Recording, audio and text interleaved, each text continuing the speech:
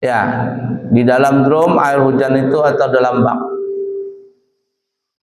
Kemudian didiamkan air itu umpama sebulan. Maka air itu tadi bisa berubah warnanya. Yang tadi warnanya jernih, lambat laun karena terjemur di bawah matahari, ada apa namanya ini karena suasana dari cuaca berubah air tadi, kurangnya hanya itu. Akhirnya berubah tadi airnya menjadi hijau. Jadi apa ya? Hijau. Terkadang warnanya coklat. Apa perubahan ini? Enggak apa-apa. Kenapa? Karena perubahannya itu perubahan alami. Satu. Atau disebabkan dengan tanah. Sebabkan dengan tanah. Bahasa kitanya keruh. Sebab tanah itu. Itu kamu air bor kamu tuh, nah kamu buka truk, ada tanahnya enggak? Keruh enggak? Nah, enggak apa-apa. Boleh dipakai mali, cuman paling-paling sangkadian aja. Nah, bertanah enggak masih airnya? Enggak. Nah, tapi kuning enggak airnya? Bersih aja. Nah, alhamdulillah. Kalau pertama dulu apa ya? Oh, bertanah enggak? Enggak apa-apa. Ya, keruh dengan sebab tanah. Nah, perubahan ini tidak berpengaruh, artinya air itu masih dikatakan air suci, mensucikan. Begitu pula perubahan yang disebabkan barang-barang yang terdapat di tempat air atau di tempat alirannya. Di tempat air itu seperti apa itu ya? Lumut. Atau di aliran air apa ya? Eceng gondok. Tahu nggak eceng gondok? Apa bahasa Banjarnya eceng gondok itu ya? Ya, orang Jawa bilang eceng gondok.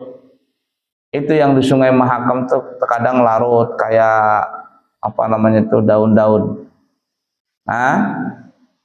Eceng gondok teratai atau apalah itu. Itu tumbuh dia sendirinya di dalam air. Itu kan apa namanya itu tumbuh-tumbuhan air.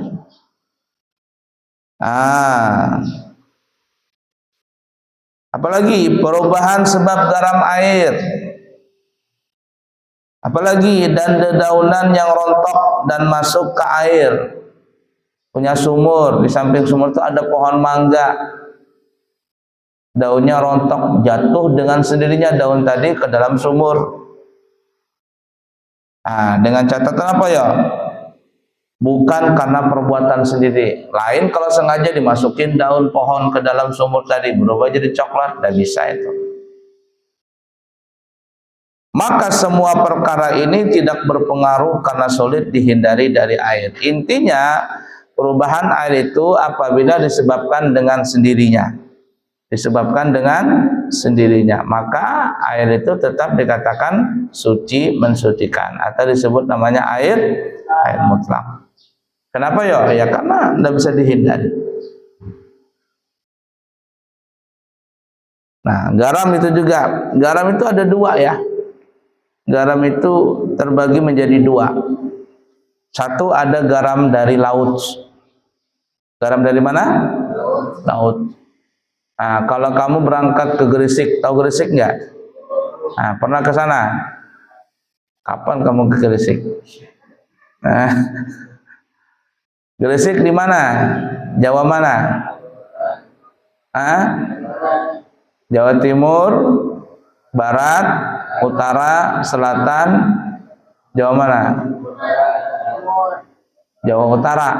Mana ada Jawa Utara? Jawa Timur, Gresik. Gresik itu di Jawa Timur. Dari Surabaya, dari Ampel ke Gresik itu kurang lebih ya sekarang mungkin setengah jam lah atau 1 jam. Gresik. Karena kalau kita dari Surabaya, dari Ampel menuju ke Gresik, kanan kiri itu kita melihat banyak orang petani apa namanya itu garam, petani garam memutih padang tanah itu memutih. Jadi dimasukkan dulu air itu ke dalam tambak tuh, air laut tuh, masuk dia cet begitu, setelah masuk ditutup, kemudian nanti kering airnya, akhirnya apa? Memutih di tanah itu memutih. Kenapa memutih? Garamnya tetandak, tahu tetandak nggak? Tahu tetandak nggak arti? Tetandak itu bahasa Banjarnya apa ya? Sudah ya kayak kopi gitu. Nah di kopi di air sini. Akhirnya dia turun gitu, tetandak bahasa Banjarnya. La ilaha illallah. Ehonya dikurangi. Nah, matikan sekalikan ehonya. Paham ya? Nah, enak nggak? Nah, jadi seperti itu tuh. Kalau garam dari air itu nggak apa-apa, walaupun disengaja dimasukkan ke dalam air. Tuh, garam dari laut nah, masukkan ke dalam air sengaja, asin dia, asin, nggak apa-apa. Mutlak. Kenapa? Karena garam itu asalnya dari mana? Dari air, dari laut. Nah, tapi kalau garam dari gunung nih. Garam dari gunung itu di tanda garam dari gunung itu ada seperti di Madura itu ada tuh. Garam dari gunung. Apa yang terjadi? Maka ini apabila dimasukkan ke dalam air, maka air itu mutaghayyir.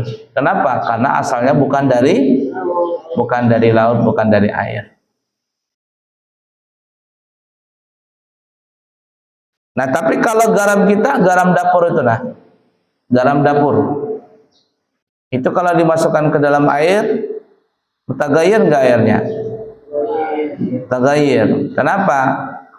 Karena sudah campuran. Garam itu sudah bercampur, ada yodium, ada ini, ada itu. Jadi bukan garam murni. Lain garam yang Abu ceritakan di Gresik. Yang kalau kita dari Ampel tuh menuju ke Gresik, itu kita akan melihat di pinggir-pinggir itu banyak petani garam. Itu garamnya masih asli. Garamnya masih asli. Bukan ada campuran. Nah, paham ya?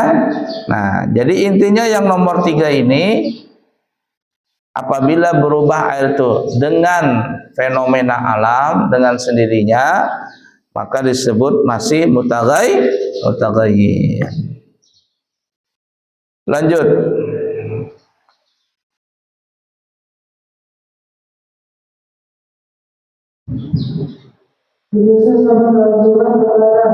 bersuci dan dijelaskan bahwa beberapa air undang tidak pernah air musta'mal dan dijelaskan dengan air yang berubah pada suci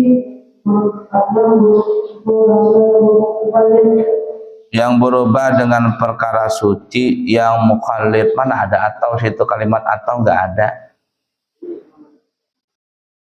Mana orangnya? Baca ulangin. Pelan-pelan baca itu. Dijelaskan dengan air yang berubah dalam perkara suci yang mukhallid dengan perubahan dan menggunakan nama air di dalam bahasa bau dan bahasanya. Dan mungkin air bisa dihindarkan dari perkara tersebut dan menggunakan perubahan sebab air badan.